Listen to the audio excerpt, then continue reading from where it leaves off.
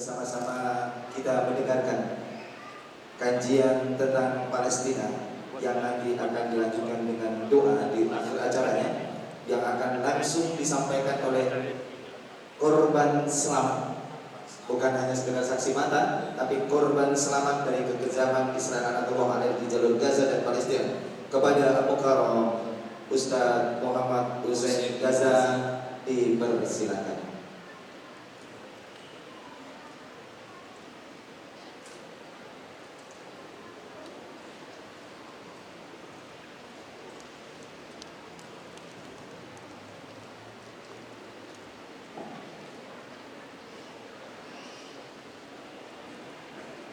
Bismillahirrahmanirrahim. Assalamualaikum warahmatullahi wabarakatuh. Takbir! Takbir! Takbir! Alhamdulillah. Wassalatu wassalamu ala Rasulillah Muhammad ibn Abdullah wa ala alihi wa ashabihi wa mawalah wa man ittaba'ahu ila yaumil qiyamah, amma ba'd. Ma syaa Allah kan wa ma lam yasha' lam yakun. La haula wa la quwwata illa billah. Rabbi shrah li sadri wa yassir li amri wahlul 'uqdatan min lisani yafqahu qawli. Rabbana zidna 'ilma. Yang kami hormati Bapak Gubernur Bengkulu yang diwakili oleh Pak Asisten, para ulama, para sesepuh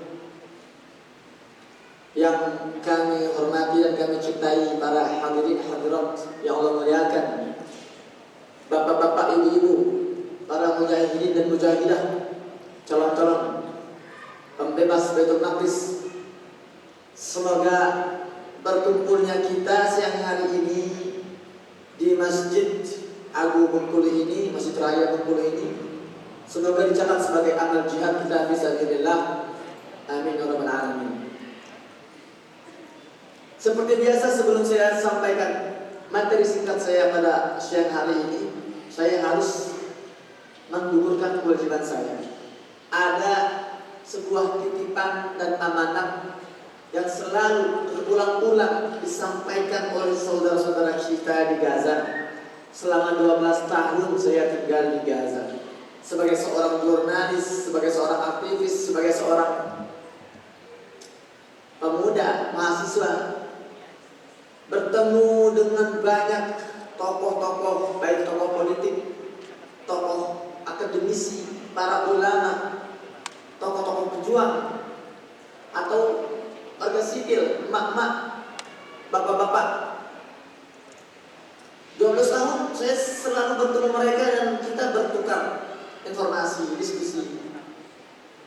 Kesan pertama orang Gaza ini, Pak, ketika melihat orang Indonesia hidup di tengah-tengah mereka, itu adalah kesan yang penuh dengan rasa bangga dan haru. Contoh, saya kalau awal-awal ke Gaza, bahkan sampai saya menjelang keluar dari Gaza, kalau saya belanja di toko, misalnya di toko baju, toko sepatu, saya keliling-keliling, milih-milih sepatu, itu pemilik toko itu biasanya memantau dari jauh, memantau pergerakan saya. Dari raut mukanya dia melihat ini makhluk apa ini. Ini rada beda. Ini hidungnya kurang mancung. Siapa nih? Dia bertanya-tanya itu. Saya merasa kan, perhatikan kan. Ketika saya selesai milih, saya datang, cocok ukuran sepatunya. Dia nanya biasanya, maaf, antum dari mana? Arah mana? Saya jawab, saya dari Indonesia. Ketika mereka mendengar nama Indonesia, itu berubah atmosfer. Masya Allah, Indonesia. Masya Allah, itu negara Muslim terbesar. Ya betul. Masya Allah, antum ngapain di sini? Saya bilang, oh saya di sini bangun rumah sakit sambil kuliah. Ini luar biasa. Kuliah di sini, emang di Indonesia tidak ada kampus. Saya bilang ada. Tapi saya pengen kuliah di sini Karena fadailnya, keutamaannya banyak. Dapat pahala menuntut ilmu, dapat pahala jihad, dapat pahala ribat, masya Allah. Akhirnya ngobrol-ngobrol dengan bangga dia memperkenalkan saya ke staf-stafnya. Sini, selama lu dengan orang Indonesia, masya Allah. Disambut dengan hangat. Dan biasanya setelah basa-basi itu dia akan bilang, silakan mas, ini ambil bukunya, buat kamu gratis, masa bayar. Itu sering tuh, saya belanja di toko, belanja di pasar tradisional, belanja sayuran, baju-baju. Itu mereka nggak mau ngambil uang dari saya itu. Atau saya naik angkot misalnya dari kampus ke rumah, si supir itu biasa ya, dia memantau saya dari kaca spion, tapi dia nggak balik nanya, melihat jalan, melihat kaca spion, sama kurang lebih. Ini makhluk apa di mobil saya ini? Ketika dia tanya, kamu dari mana? Saya bilang dari Indonesia. Langsung berubah, ada rasa haru dan rasa bangga di situ. Kamu ngapain jauh-jauh dari Indonesia tinggal di Gaza ini? Tempat yang terblokade, yang banyak bombardir. Intinya ketika saya turun mau bayar ongkos, dia tolak. Kamu nggak usah bayar, uang kamu nggak laku sih. Jadi saya belanja, saya naik angkot, bahkan saya kuliah di Gaza. 2011 saya kuliah jurusan Syariah Islamiyah di sebuah kampus namanya Islamic University of Gaza. Itu kampus mahal, karena di Gaza ini kan semua serba mahal. Kampus mahal, dan itu kampus terbaik di Gaza. Kampusnya megah dan bersih, rapih. Nah, di situ saya kuliah karena saya relawan, gak digaji. Ada penguat 1 bulan 1 juta, nggak cukup buat hidup di Gaza itu. Sebulan sebulan itu. Saya pengen bisa kuliah di situ, tapi subhanallah. Ya saya berdoa, ya Allah semoga saya bisa. Itu saya didatangi oleh seorang dosen. Mas dari mana mas? Saya bilang saya dari Indonesia. Indonesia, luar biasa. Masnya bisa bahasa Arab? Bisa. Dites sama dia kan. Masnya bisa bahasa Arab? Punya hafal Al-Quran? Punya. Dites hafal Al-Quran kita. Lulus. Masnya mau kuliah di sini? Mau. Silakan mas daftar buat kamu gratis. Digratis sih jadi sana sini. Orang-orang Gaza ini Pak, ini bukan orang-orang yang mampu. Mereka orang-orang yang hidup dalam blokade belasan tahun. Krisis ekonomi, krisis pangan, krisis bahan bakar, krisis keamanan, krisis listrik. Mereka itu orang yang membutuhkan dana. Karena 70% warga Gaza ini hidup mengandalkan bantuan asing karena diblokade. Tapi dengan semua penderitaan dan cobaan yang mereka rasakan, itu ketika mereka bertemu kami orang Indonesia, itu mereka lupakan dulu penderitaan mereka. Mereka kesampingkan dulu semua kesulitan mereka. Demi memuliakan kami, mereka banyak menggratiskan untuk kami, Masya Allah. Dan semua itu orang Gaza itu saya ketemu dengan berbagai kalangan. Di ujung perbincangan mereka selalu menitipkan pesan yang sama. Akhi Muhammad Hussein, lama terja ila Indonesia, billah alaik salim al-ahbab ila Indonesia. Itu kata mereka. Akhi Muhammad Hussein, kalau suatu hari nanti Anda pulang ke Indonesia, tolong sampaikan salam hangat kami, salam cinta kami, salam rindu kami untuk saudara-saudara kami di Indonesia. Maka dari itu, pada kesempatan kali ini kami sampaikan amanat salam dari warga Palestina di Gaza untuk antum semua di Indonesia dengan ucapan salam Assalamualaikum warahmatullahi wabarakatuh.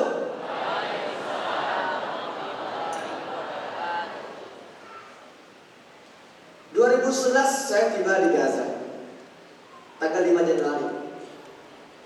Kemudian saya dengan tim Mercy kami membangun rumah sakit Indonesia di sana. 2011 saya juga kuliah di sana. 2012 setahun setelahnya itu adalah momen pertama saya merasakan hidup dalam bombardir. Gempur habis. Kalau saya bilang bombardir Pak, itu per hari bisa 1000 roket jatuh ke Gaza itu. Dari darat, laut, udara. Selama 8 hari kami dibombardir. dibombardir. Ini ada pertanyaan bagus tadi pagi saya ditanya oleh salah seorang warga di sini. Apa sih keuntungan Israel ketika mereka menguasai Gaza? Mereka sudah menguasai seluruh Palestina nih. Tinggal Gaza yang belum dikuasai. Apa sih keuntungannya? Kalau Gaza dikuasai terus mereka dapat apa? Gaza ini wilayah besar, tepi pantai kecil. Palestina itu luasnya Pak 78.000 km persegi Palestina. Gaza itu cuma wilayah kecil seluas 360 km persegi. Lebih kecil dari Palembang. Palembang itu kan 400 km persegi. Gaza kecil. Apa keuntungan Israel kalau dia menguasai Gaza? Kenapa Gaza yang diserang? Suatu hari Perdana Menteri Israel yang pertama, namanya David Ben Gurion, ditanya oleh seorang wartawan, Pak David, sebetulnya saya melihat kok wilayah Israel ini dari hari ke hari terus meluas, terus melebar, membesar. Di mana batasnya itu? Kenapa bisa terus meluas? Penasaran kami. Apa jawaban David Ben Gurion? Ini sebelum saya lanjutkan, suara saya di belakang jelas gak Bu? Jelas ya? Apa jawaban David Ben Gurion? Batas wilayah negara Israel adalah sejauh yang bisa dijangkau oleh tentara kami. Itu ambisi mereka. Kalau tentara mereka bisa menjangkau Mesir, Yaman, Arab Saudi, habis itu dijajah itu. Namun hari ini Israel terbentur oleh satu batu yang sangat kokoh yang bernama Gaza, yang tidak mau tunduk, nggak mau takluk. Maka sejak 2006 Gaza diblokade karena dianggap serangan teroris. Mereka menganggap Hamas ini teroris, gitu ya.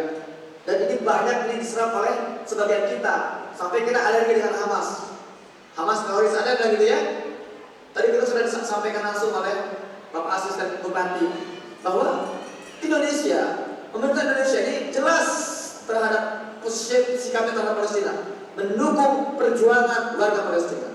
Dan yang sekarang memperjuangkan Palestina hari ini adalah gerakan Hamas. Jadi itu dukungan langsung antara untuk pemerintah kepada Hamas. Kalau ada orang Indonesia berani mengatakan Hamas teroris, maka dia telah mengkhianati dukungan ini. 2006 Gaza diblokade. 2008 itu adalah momen pertama kali Gaza dibombardir dalam sebuah operasi namanya Kasri Operation. Orang Gaza nyebutnya Harbul Furqan. 22 hari Gaza dibombardir dengan jet tempur, tank baja. Misinya apa? Misinya menguasai jalur Gaza, menaklukkan jalur Gaza. 22 hari jauh serangan, Gaza bertahan. Gaza keluar sebagai pemenang. Israel terpaksa harus menarik diri waktu di Gaza karena mengalami banyak kekalahan-kekalahan di barisan militernya. Gaza bertahan. Maka itu momen perang 2029 itu menginspirasi seorang musisi Inggris namanya Michael Hart. Non Muslim, orang kafir dia. Tapi karena dia melihat ketegangan luka Gaza, dia tersentuh. Dia membuat sebuah lagu. We will not go down in the night without the fight. Tahu gini ya? Itu dia terinspirasi oleh Gaza. Dia bilang kami tidak akan tunduk hari ini, malam ini di Gaza sebelum kami melawan. You can burn up from us and our homes and our school, but our spirit we never die. Kalian bisa saja membumi hanguskan masjid-masjid kami, rumah-rumah kami, sekolah-sekolah kami, tapi semangat kami tidak akan mati. We will not go down Gaza tonight. Kami tidak akan pernah menyerah malam hari ini di Gaza. 2012 itu adalah usaha kedua Zionis menguasai Gaza. Saya sudah di Gaza saat itu. 8 hari kami dibombardir, Gaza bertahan, Masya Allah. 2014 itu pengalaman kedua saya. Kali ini lebih brutal. 51 hari kami dibombardir. Lebih masif, lebih parah serangannya. 51 51 hari Jual diserangkan, Gaza bertahan. 2021 lagi Gaza dibombardir. Itu pengalaman ketika saya. Jadi benar tadi kata MC kita. Saya bukan saksi mata, tapi korban selamat. Ya. 2021 itu kami dibombardir 14 hari lebih brutal dari sebelumnya. Lagi-lagi Gaza bertahan. Kok bisa gitu loh? Kok Gaza sekuat itu? Kali ini 2023 Israel tidak lagi mengumumkan agresi militer. Empat serangan sebelumnya mereka sebut sebagai agresi militer. 3 kali saya hidup dalam agresi di Gaza itu, saya selalu dihubungi oleh Kementerian Luar Negeri. Assalamualaikum Mas Hussein, ini Gaza lagi panas ini. Anda mau evakuasi gak? Dan saya selalu menolak. 3 kali agresi, 3 kali tawaran untuk evakuasi, 3 kali saya selalu menolak. Kenapa saya menolak? Karena saya sebagai jurnalis merasa masih bisa bergerak saat itu.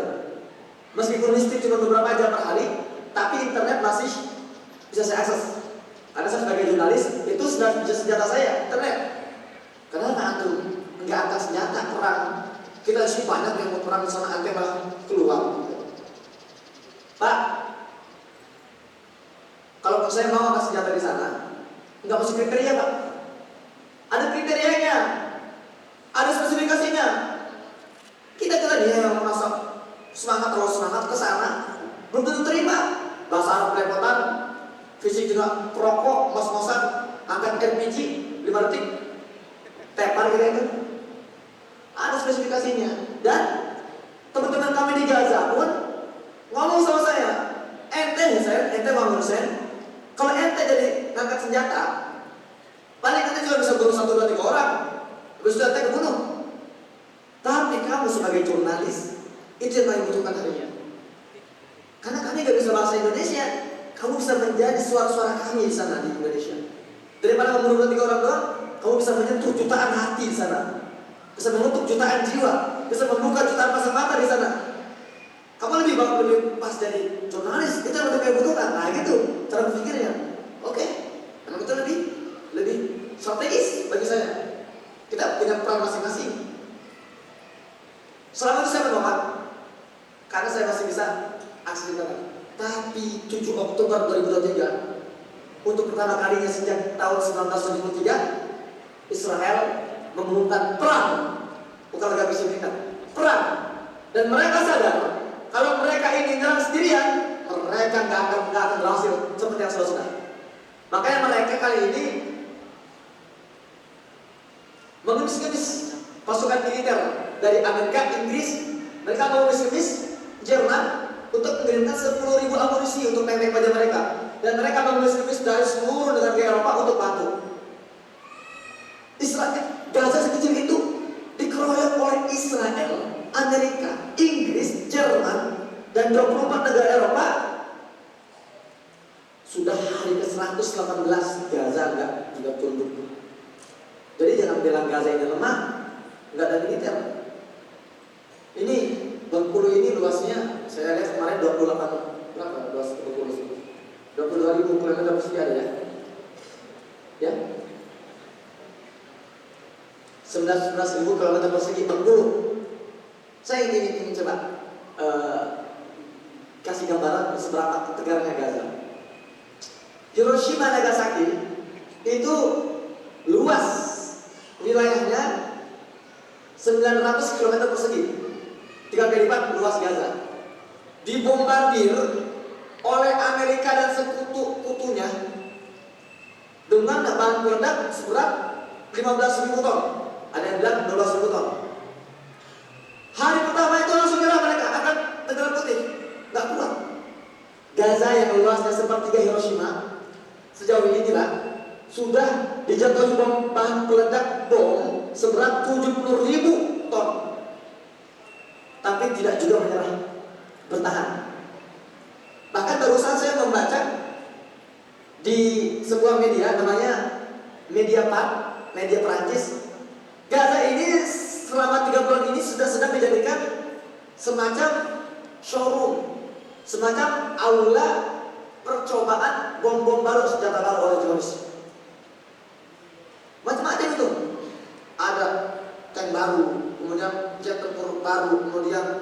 lalu, dijadikan bahan percobaan. Tapi Gaza bertahan. Dikeroyok oleh Amerika, Inggris, Israel, dan Eropa, Gaza bertahan. Bengkulu ini luasnya 19.000 km persegi. Kira-kira apa? Kira-kira Bengkulu ini kalau sendirian dikeroyok oleh Amerika, Inggris, Israel, dan didatangi ratusan jet tempur, ribuan tank baja, kira-kira Bengkulu tahan berapa lama? Seminggu?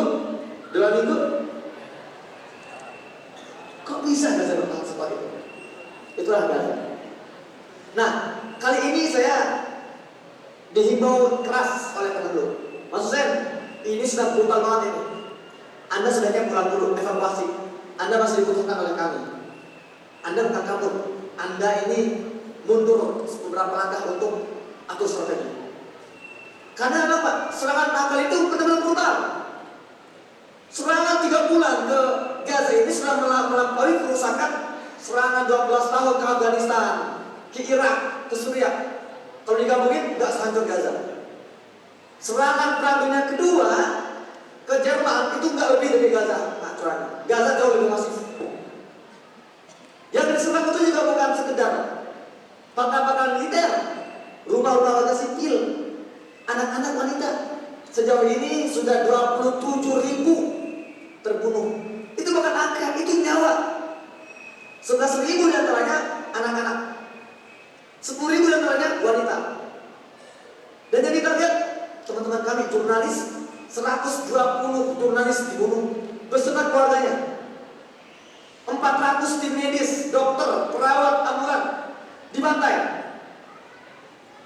Hari ini Gaza benar-benar sedang hancur-hancuran. Tapi Gaza tidak menyerah.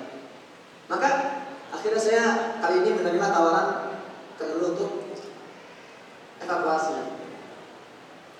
12 Oktober, 5 hari setelah serangan dimulai, saya berusaha untuk evakuasi, tapi gagal. 4 kali. Saya itu kalau mau evakuasi, Kak, Bu, saya itu harus membawa keluarga saya ke perbatasan Rafah, Mesir, melalui satu jalan namanya Jalan Salahuddin. Itu jalur maut itu, dimana banyak mobil-mobil warga itu lewat situ hancur. Ini Salahuddin, jalan Salahuddin. Ini saya kamerain pakai HP saya. Lihat ya. Ini bangkai-bangkai mobil warga yang dibombardir ketika melalui Jalan Salahuddin. Bayangkan, saya dan keluarga saya harus melewati jalur itu sampai ke perbatasan Rafah. Sampai sana, saya tunggu berjam-jam dari jam 8 pagi sampai jam 4 sore, haus lapar. Ternyata saya ditolak, tidak boleh keluar. Saya dan keluarga harus kembali ke rumah kami lewat jalur yang sama. Atas itu ada drone, pesawat tertawak, dan dia tempur, bum bum bum sana sini. Percobaan kedua gagal lagi. Percobaan ketiga gagal lagi. Keempat gagal lagi. 4 kali gagal lagi. Saya sudah sempat putus asa, saya udahlah sekarang. Ini mungkin takdirnya saya harus saya di Gaza. Tapi percobaan kelima akhirnya saya berhasil keluar. 12 Desember 2024 saya keluar. Setelah 35 hari saya terjebak dalam genosida di Gaza. 14 Desember saya take off dari Bandara Kairo, Mesir. 15 November saya landing di Soekarno-Hatta, Jakarta. Ketika baru landing ada sinyal. Tung tung tung tung tung tung tung. Saya lihat ada pesan-pesan WhatsApp masuk banyak. Di antaranya pesan dari kakak saya di grup keluarga. Gini dia bilang, "Sen, kamu kan baru nyampe nih, baru keluar dari medan tempur, dari konflik berdarah di Gaza, dari perang. Ini sudah banyak televisi-televisi, radio-radio yang ngantri mau wawancara. Sudah banyak podcast-podcast, masjid-masjid yang minta untuk kamu datang. Tapi kami sekeluarga sepakat, kamu harus istirahat dulu 3 hari." Ketika saya membaca kata-kata istirahat, gelengan kepala saya bilang, berani-beraninya saya berpikir istirahat saat ini. Sementara detik ini keluarga saya, saudara-saudara saya di Gaza dibantai dan mereka tidak dikasih waktu istirahat. Berani-beraninya saya berpikir istirahat kali ini. Sementara teman-teman saya di Gaza dibunuhi, dibombardir tanpa waktu istirahat. Saya bilang gak ada istirahat, terima semuanya. Alhamdulillah, sampai sekarang saya sudah istirahat. Jawa Tengah, Jawa Timur, Jawa Barat, Palembang, ke Lampung, sempat ke Medan, sekali di Bengkulu. Saya bilang, saya pulang ke Indonesia ini bukan untuk istirahat, bukan untuk healing, untuk rekreasi. Saya pulang ke Indonesia untuk melanjutkan perjuangan saya yang belum selesai. Dan saya ingin semangat ini dirasakan oleh antum semua. Hari ini berita Gaza sudah semakin turun, betul ya? Semakin hilang. Suatu hari saya pernah diundang oleh sahabat saya, orang Gaza, anak muda Gaza. Saya diajak ngopi di kantornya. Dia curhat sama saya. Dia bilang gini, Akhi Muhammad, lau ta'raf kam ana za'lan min al-muslimin al-yawm. Dia bilang, Akhi Muhammad Hussein, ente tahu gak betapa saya kecewa, saya marah terhadap umat Islam hari ini. Kenapa saya bilang? Dia jawab gini, apakah umat Islam ini gak sadar bahwa yang sedang kami pertahankan ini adalah masjid-masjid mereka juga, Masjid Al-Aqsa? Apakah mereka ini gak paham bahwa tanah Palestina ini adalah tanah wakaf umat Islam, negeri para nabi, kampung halaman para nabi? Nabi Ibrahim itu orang Palestina, Nabi Ishak orang Palestina, Nabi Ishak punya anak, Nabi Yakub orang Palestina, Nabi Yakub punya anak, Nabi Yusuf orang Palestina, Nabi Daud, Nabi Sulaiman, Nabi Musa, Nabi Isa, Nabi Zakaria, Nabi Yahya. 19 nabi dan rasul dari 25 yang kita hafal di Al-Quran itu orang Palestina. Jadi kita di umat Islam yang aku Muslim, ngaku beriman kepada para nabi dan rasul, bercita-cita dikumpulkan di surga dengan nabi dan rasul, melihat negeri para nabi ini dijajah, dibantai, kita nggak marah, nggak pantas kita ngaku beriman. Kata teman saya ini kan negeri para nabi. Kenapa kau umat Islam ini begitu acuh sama kami, begitu abai? Dan mereka ini baru mau menoleh ke arah kami kalau darah kami mulai mengalir deras. Kalau mereka melihat dulu anak-anak kami dibantai, rumah kami hancur, baru semuanya menoleh berbondong-bondong nangis. Apakah kami harus memperlihatkan dulu kematian anak kami baru kami mau diperhatikan? Semurah itukah darah kami? Setidak berharga itu kami Masjid Al-Aqsa di pandangan umat Islam harus dipancing dulu dengan darah-darah baru mereka mau menoleh ke arah kami? Ada apa ini? Ini penyakit kita. Padahal penjajah itu Pak, mereka tidak menjajah Palestina dengan angin-anginan. Kita kenapa kepedulian kita ini setahun 2 kali? Biasanya 2 bulan terus semangat 2 bulan, sisanya tidur, kita lupa seolah Palestina itu dijajah. Padahal Israel ini menjajah Palestina setiap hari. Konsisten mereka membantai, menodai Masjid Al-Aqsa. Kenapa perjuangan kita kok nggak konsisten? Itu kenapa? Maka dari itu keliru besar kalau sekarang kita masih berpikir seperti pola pikir orang-orang Eropa, non-Muslim di sana, orang-orang Amerika, Inggris turun ke jalan-jalan jutaan mengutuk serangan Israel. Mereka meminta agar agresi berhenti karena mereka kasihan dengan anak Gaza. Tapi dalam diri mereka tahu mereka ini bukan korban.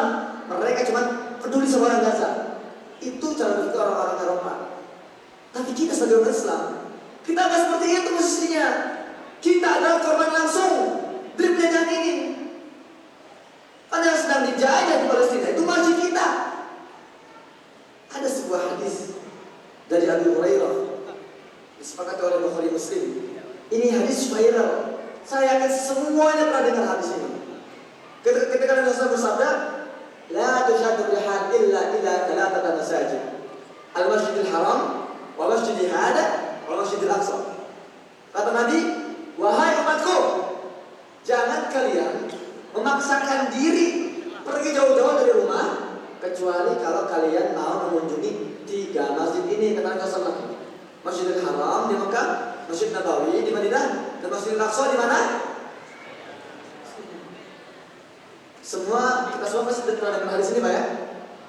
tapi kita kadang lalai terhadap substansinya. Kita nggak nangkep pesan hadis ini. Ini bukan perkara kunjung mengunjungi. Ini adalah wasiat. Ini adalah instruksi. Ini amanat. Wahai umatku, baik yang di Palestina, yang di Arab Saudi, yang di Indonesia, yang mana umatku, aku wasiatkan kepada kalian. Sepeninggalku nanti, kalau aku wafat, kalau aku meninggal, aku titipkan pada kalian 3 masjid suci ini. Tolong dijaga baik-baik. Jangan sampai kotor, jangan sampai sepi, jangan sampai rusak, jangan sampai terbengkalai. Yang penting jangan sampai jatuh ke tangan musuh. Itu amanatnya. Tadi kita hari ini mengkhianati amanat itu, dan kita hidup tenang-tenang saja. Soal itu bukan tugas kita. Soal itu adalah amanat orang Palestina. Saya mau analogi Pak. Ini masih beraya Bengkulu. Kita pulang sekarang ya. Pulang nih. Habis ini keluar acara. Kemudian jam 12 malam ada teriakan, Allahu Akbar, Allahu Akbar, Allahu Akbar. Telah terjadi penyerbuan terhadap Masjid Raya Bengkulu oleh tentara komunis ribuan. Mereka datang merobek-robek Al-Quran, menginjak-injak karpet tempat sujud umat Islam dengan sepeda motor mereka. Mereka membakar masjid, merusak masjid. Kira-kira kita bisa hidup ini gak malam ini? Bisa gak Pak? Nggak akan bisa. Kira-kira kita marah gak? Emosi gak? Kita akan berapa mengatakan dengan emosi kita akan mendatangi masjid ini dan siap mengorbankan nyawa dan darah kita untuk membebaskan masjid raya. Betul? Kenapa kita nggak semarah ini terhadap Masjid Al-Aqsa? Ada apa? Apa kita nggak yakin dengan wasiat tadi? Kita setiap bulan terus berangkat ke Masjidil Haram, ke Masjid Nabawi, umrah khusyuk. Kok bisa gitu loh, kita ibadah khusyuk di Masjidil Haram, sementara di Masjidil Aqsa diinjak-injak Pak. Orang Islam mau sholat di sana, dipukuli di sana itu. Rusak Masjidil Aqsa itu, dikotori, diinjak-injak itu karpet suci Masjidil Aqsa itu dengan sepatu kotor mereka. Kok bisa kita nggak marah? Itu gimana? Ini umat Islam mau sholat di dalam nggak boleh, disuruh sholat di luar. Di luar pun diusir, lihat dibubarkan dengan paksa itu. Lihat bagaimana mereka menginjak-injak sejadah umat Islam dengan sepatu kotor mereka.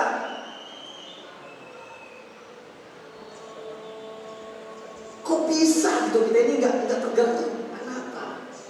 Ada yang salah dengan keyakinan kita hari ini. Ada yang salah dengan akidah kita hari ini. Maka saya katakan bahwa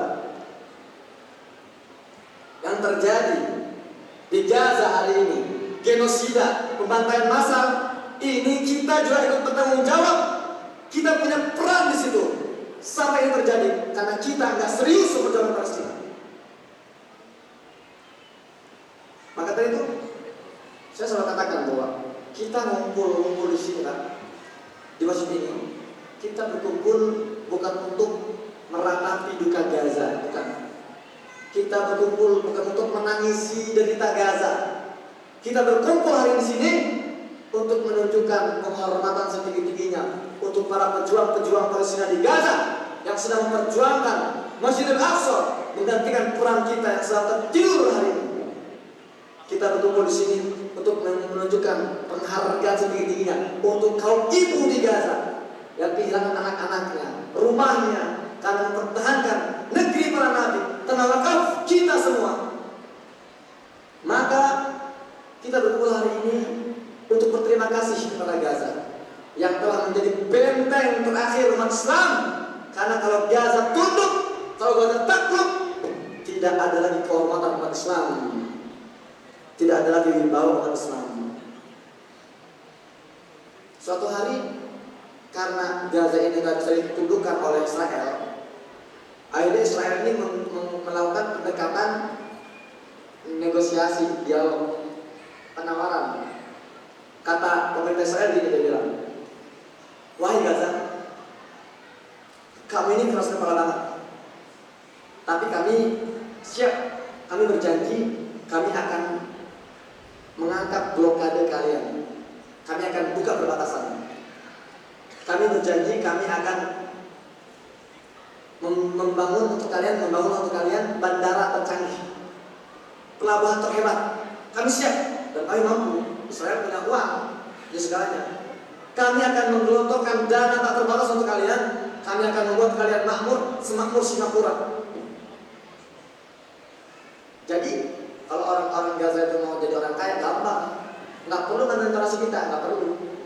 Maka saya acara-acara gini, ya, saya hati-hati kalau acara-acara kajian saya, awas jangan ada yang embel-embel, siapkan infak terbaik, siapkan donasi terbaik. Karena bagi saya kata-kata ini sebetulnya apa ya? Membangun mindset keliru. Bicara sudah bicara donasi. Jadi banyak orang-orang yang nggak mau datang takut tarik donasi. Seolah kita datang ngumpulin donasi, pulang ke rumah sudah gugur kewajiban saya. Ini keliru. Kalau kita mengukur kebutuhan kita dengan donasi kita sedang merendahkan perjuangan warga Palestina di sana.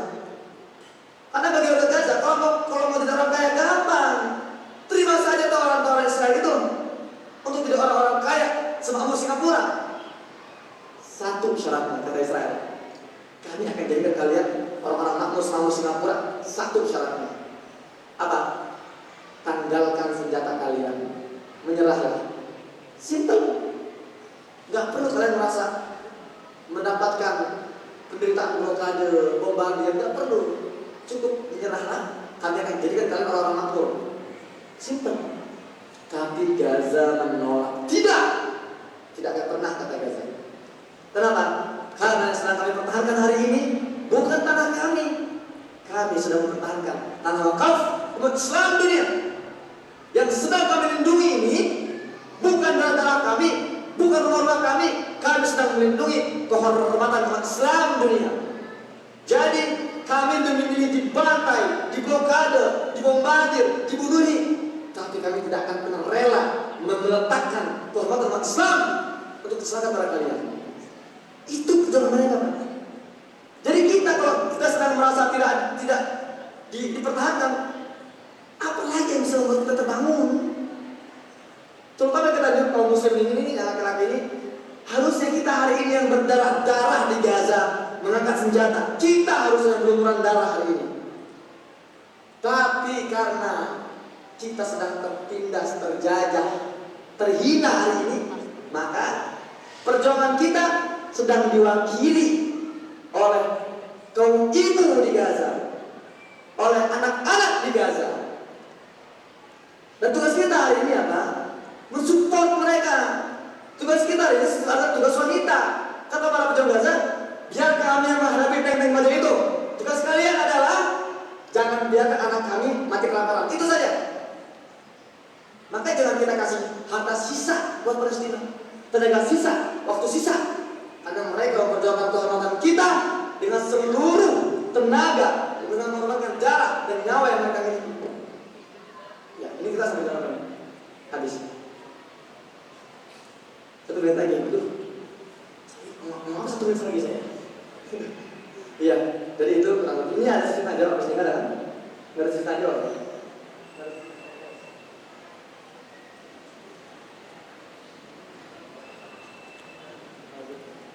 Oke, baik.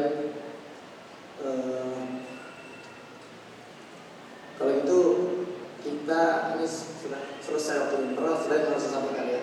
Tapi karena waktu kita terbatas, makanya ini karena saya menganggap kajian edukasi, saya punya bikin channel di Gaza itu. Channel namanya Muhammad Hussein Gaza, channel YouTube. Coba dibuka lagi. Ya, ini channel ini saya bikin bukan untuk bikin konten-konten squishy atau konten-konten gerbek-gerbek bikin prank-prank. Ini saya bikin channel ini, konten itu isinya saya mau mengapresiasi banyak kematian. Coba dibuka salah satu video ini. Ini waktu saya lagi nge-vlog di Gaza.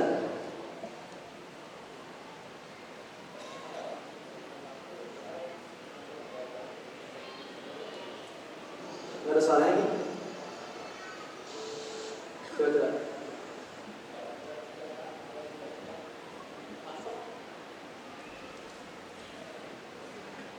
senjata kita sedang dipasok dari Amerika ke Israel untuk membantu Israel menaklukkan Gaza.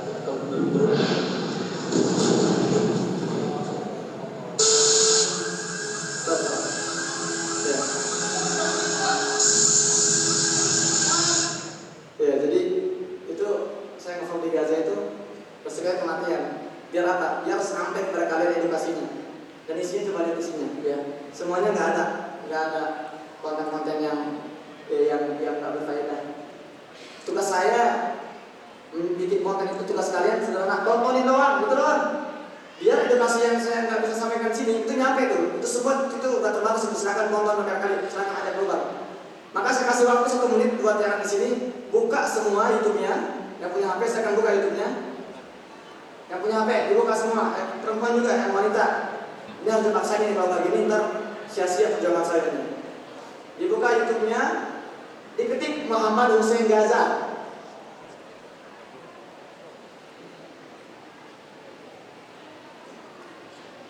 Sudah?